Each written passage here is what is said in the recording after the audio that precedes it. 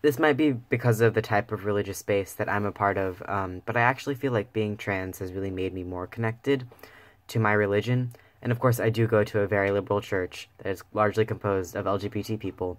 And I know that's not the case for a lot of churches around the country and the world, so my experience is obviously not universal. But coming out as trans gave me a community, and it happened that a large amount of trans people I knew were also part of my church. And so, because of this, I became more involved in church activities, and I gained another different supportive community. So, my identities as both a trans and a religious person have really supported each other, and they might not even exist if it weren't for each other. Gender has definitely impacted the way that I feel in religious spaces, along with where I go. Specifically in Orthodox spaces, I would be in the men's section now, and I think being in the men's section and being surrounded by Orthodox men tends to be really stressful because I feel like a woman in that space, which is internalized transphobia, but it really affects the way that I feel and my mindset when I'm in that religious space, and not in a positive way, but I think it definitely has been really important for me to be 100% honest in a religious space. And I think part of being that honest is being honest with who I am.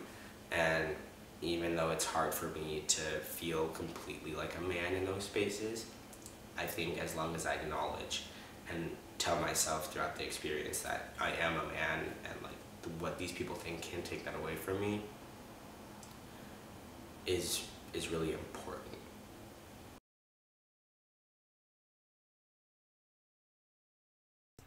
If I'm in a situation where it's possible, I find that the best thing to do is actually just to take a step back. Sometimes it's really okay to disengage, and when that's not an option, it's important to remember that the beliefs held by one person in a religious space are not necessarily reflected by everybody, so you can try to find your allies.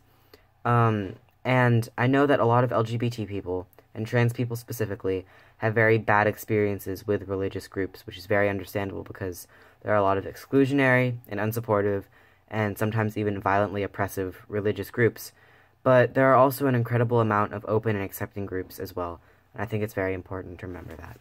So I've never actually been outed in a religious space, so I don't know what it's like to be in an unsupportive religious space, but I think that it's most important to keep telling yourself internally that you are who you declare you are, and what they think and what the people around you are saying can't really affect who you are, and just keeping in mind that what they say can't reach you it would be my advice to someone who's in an unsupportive religious space.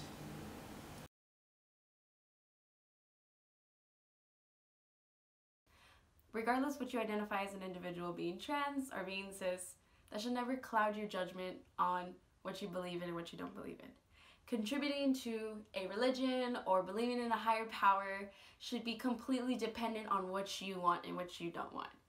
If you feel like you're not going to fit into a religion, you'd be surprised. You're always going to find extremists and people that are going to hate on you for no reason, and you're always going to find those loving people. There's always good people in any situation. You just have to look for them.